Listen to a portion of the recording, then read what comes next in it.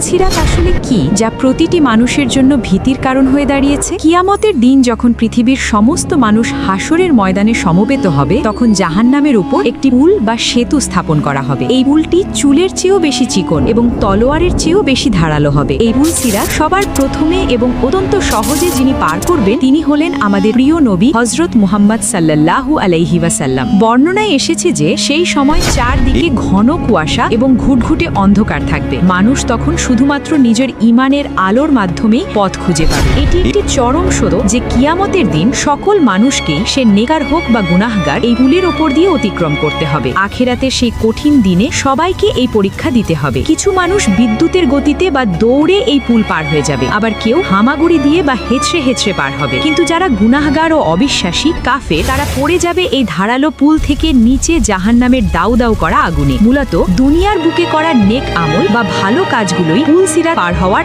একমাত্র মাধ্যম বা বাহন হবে। দোয়া, আল্লাহ আমাদের সকলকে পুল সিরাত সহজে পার হওয়ার তৌফিক দান করুন। আমিন।